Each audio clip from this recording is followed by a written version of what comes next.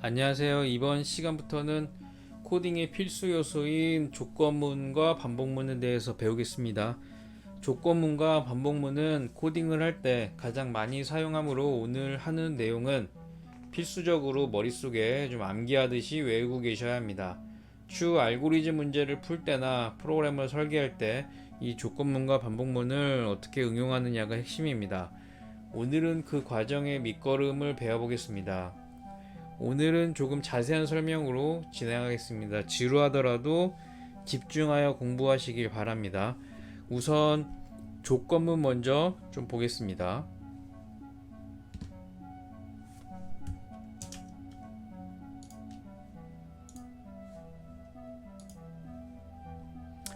조건문은 말 그대로 우리가 조건을 걸어서 코드를 실행을 할지 말지 결정하는 것입니다. 문법에 대해서 먼저 설명을 드리면 우리가 가장 먼저 알고 싶어 하는 그 조건을 제일 앞에 if라는 키워드 다음에 적습니다. 그리고 첫 번째 조건을 타지 않고 두 번째 조건을 설정할 때는 elif라는 키워드를 사용을 하고요. 두 번째 조건과 마찬가지로 세 번째 조건부터는 elif를 연속적으로 사용하시면 됩니다.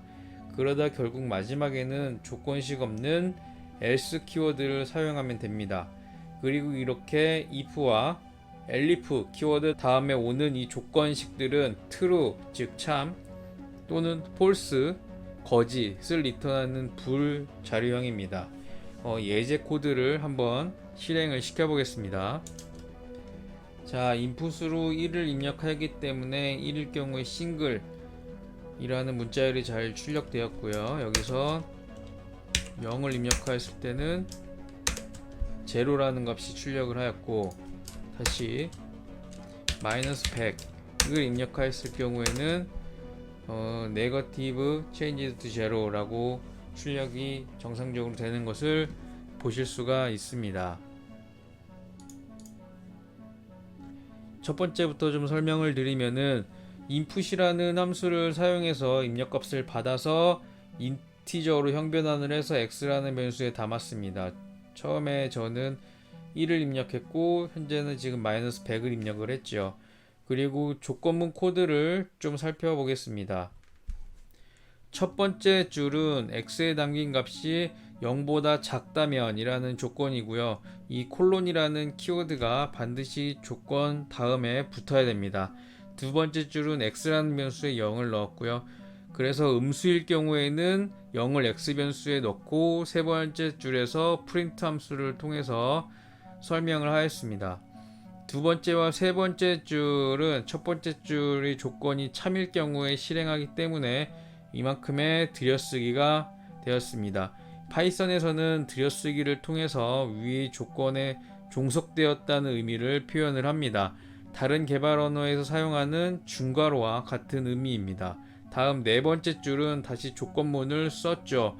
이렇게 첫 번째 조건문을 타지 않고, 즉 0보다 작지 않고라는 의미가 elif입니다. elif 다음에 조건이 더 붙었습니다. x가 0과 같다면 이라는 조건이죠. 즉 네 번째 줄이 의미하는 것은 0보다 작지 않고 x가 0이라면 이라는 뜻입니다. 다섯 번째 줄은 네 번째 조건인 x가 0이면 이라는 경우에 실행한다는 것입니다. 그래서 제로를 출력을 했고요. 여섯 번째 elif 조건을 한 번 더 사용하였습니다. 이렇게 elif는 무한히 반복하여 사용할 수 있습니다. 이번엔 x 변수의 값이 1인 경우에는 싱글을 출력하라는 명령입니다. 그리고 여덟 번째 마지막 조건을 의미하는 키워드이기도 하고요.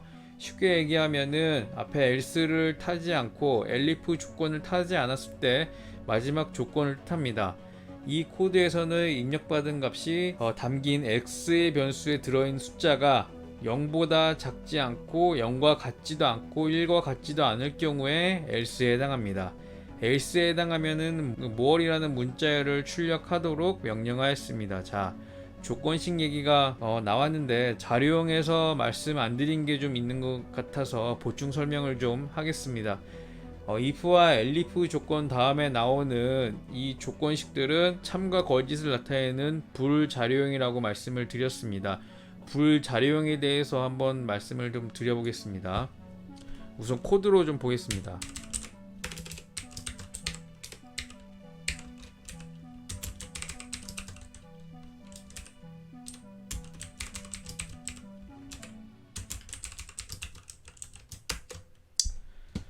자, 보시는 바와 같이 0을 제외하고는 다 참입니다. 음수도 참이죠.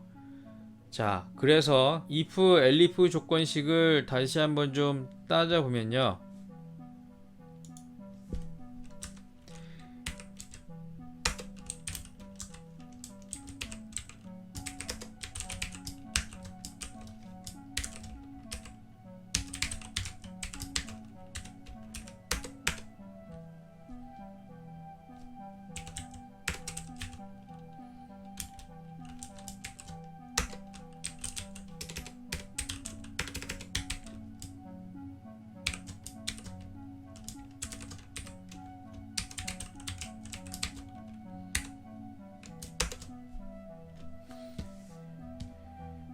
if 다음에 오는 조건인 y가 0이 아니면 이라는 조건이 불형으로 자동 변환되어 조건을 확인을 합니다.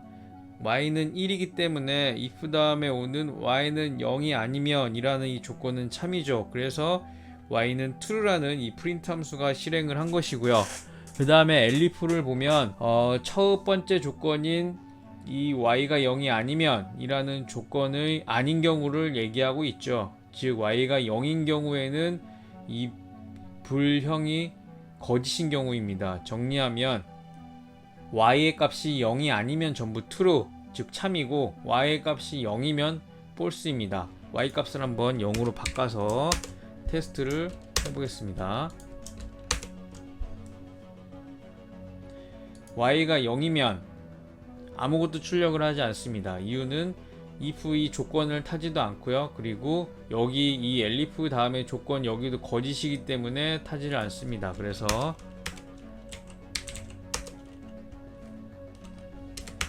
else라는 키워드를 쓰고 y 값을 출력해주면 0이라는 값이 정상적으로 출력이 됩니다. 조건문은 중요합니다. 계속 반복 학습해서 꼭 습득하시기를 바랍니다. 자, 다음은 반복문입니다. for와 while이라는 키워드를 통해 표현을 하는데요. 우선 while문에 대해서 먼저 공부를 하겠습니다. while을 사용하는 방법은 키워드 while을 입력을 하고 뒤에 조건을 작성을 하면 됩니다. 이 조건 역시 참 아니면 거짓인 불자료형을 반환을 합니다. 예제 코드를 보시겠습니다. 저는 i라는 변수에 0을 선언을 하고 a 리스트의 개수만큼 동작하라는 len 함수를 사용해서 조건을 걸어줬습니다. 이렇게 조건식을 만들고 이 콜론을 사용하여 while문 안에서 수행할 코드를 작성을 이렇게 해줍니다. 이게 while문 기본입니다. 이 예제 코드를 한번 실행을 시켜 보겠습니다.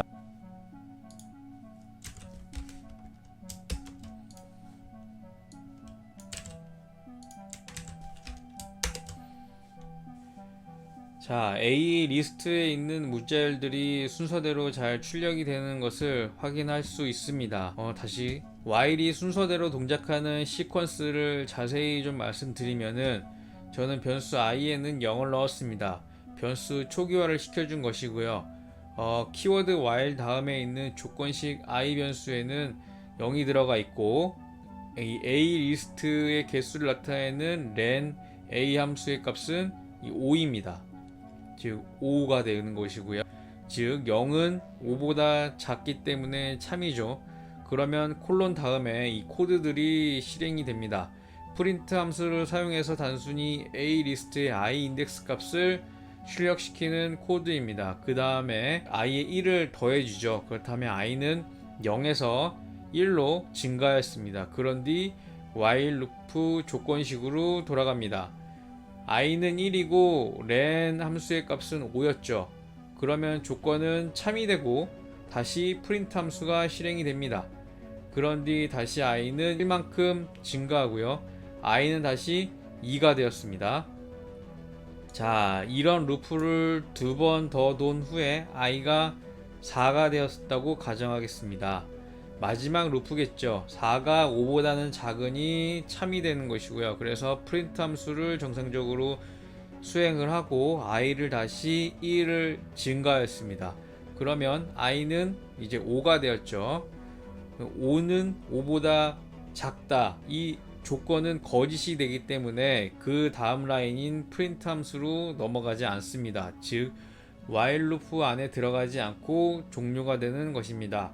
이해가 되셨나요? 이게 while 반복문의 기본 포맷입니다. 자, 그럼 이것을 포문으로 한번 바꿔보겠습니다.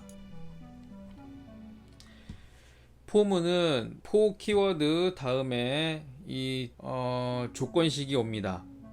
자, 이 조건식에 대해서 예제 코드를 보면서 좀 말씀을 드리면은요. 포 다음에 이 변수 i가 오고요. 그 다음에 in이라는 연산자가 오고 그 다음에 a에 이 리스트가 옵니다. 포문을 이해하기 위해서는 이 in 연산자를 먼저 알아야겠죠. 코드로 좀 확인해 보겠습니다. a 리스트를 먼저 출력을 좀 해보겠습니다. 5개의 영어 단어가 들어있네요. 말이라는 단어는 A 리스트 안에 있고요. 여기에 없는 것이 본부라는 단어는 이 리스트 안에 없습니다. 이 리스트의 단어들이 10,000개 이상 있다고 가정하면은 어떻게 될까요? 눈으로 찾을 수 있을까요? 이럴 때 in이라는 연산자를 사용을 하는 것입니다. 내가 찾는 값이 리스트 안에 있는지 없는지를 확인할 수 있는 연산자입니다.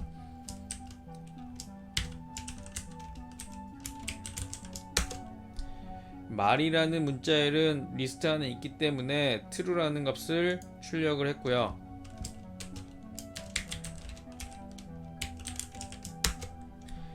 본부라는 문자열은 리스트 안에 없기 때문에 false를 출력을 하였습니다.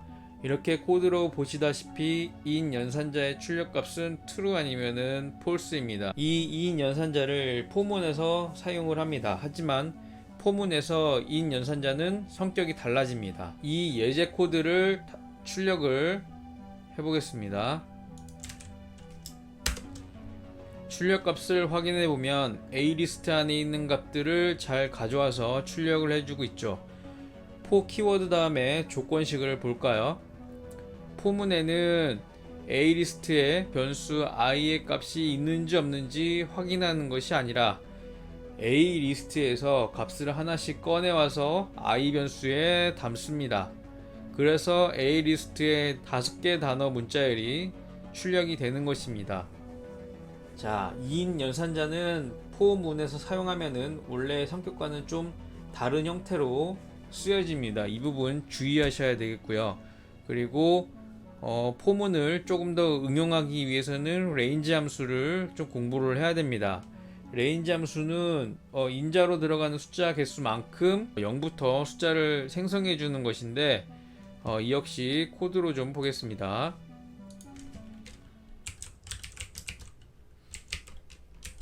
이렇게 안에 10을 넣으면은 0부터 9까지 즉 10개의 숫자를 생성해 주는 함수입니다. 이것을 리스트로 변환을 하면요.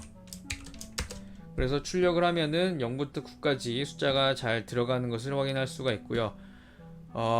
그리고 range 함수는 건너뛰기도 가능합니다.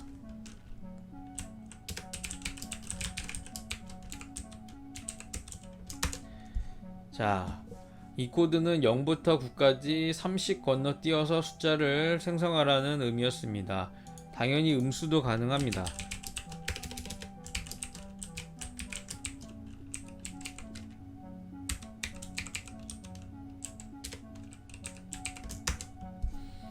자, 이렇게 음수도 가능하고요. 자, 여기서 range 함수를 조금 더 응용을 해보겠습니다. range 함수와 len 함수 그리고 zip 함수를 이용을 하면은 그 리스트에 있는 이 인덱스 값을 확인을 할 수가 있습니다. 아까 A 리스트가 이렇게 있었죠.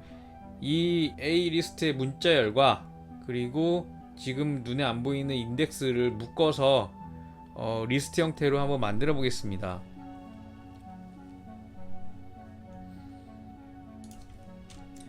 자, 이렇게 하면은 리스트 안에 있는 문자열의 개수를 나타내는 것이고요. 여기에 range 함수로 이제 감싸주게 되면은 0부터 5 사이에 있는 숫자 값들을 이제 만들어내는 것이기 때문에 0, 1, 2, 3, 4가 되겠죠.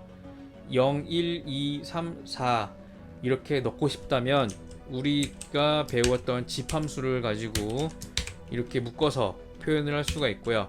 그리고 이걸 다시 리스트로 형변환을 해주면 A에 있는 이 문자열과 매칭되는 인덱스 값을 넣어서 만들 수가 있습니다. 이 부분은 참고하시면 되겠습니다. 잘 이해가 가지 않으시면은 계속 반복해서 좀 돌려보시면은 이해가 가실 겁니다. 이제 이 레인지 함수를 이용해서 포문을 좀 변경을 해보겠습니다. 이 예제 코드를 먼저 좀 실행을 시켜 볼게요. 자, 지금 아까 방금 보신 예제 코드고요. 레인지 함수와 len 함수를 이용한 예제 코드고요.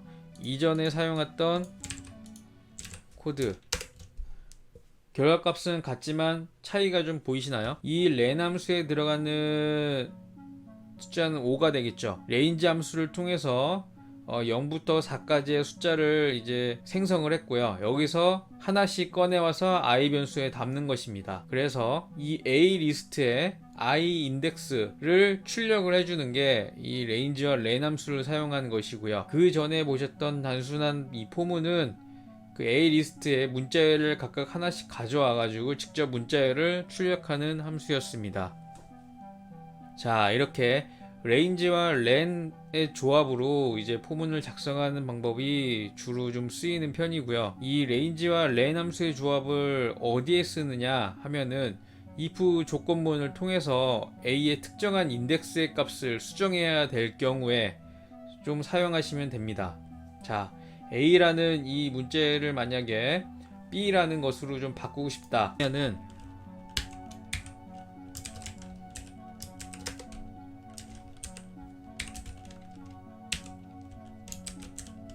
자, 이렇게 넣고 출력을 하면은 변화가 있겠죠. 자, a가 b로 변경되었습니다. 이럴 경우에 이제 레인지와 len의 조합의 포문이 좀 사용되는 것이고요. 이제 오늘 수업의 마지막인 브레이크와 컨티뉴를 좀 보시겠습니다. 브레이크를 먼저 실행해 보겠습니다. 이 포문을 그대로 응용을 좀 하겠습니다.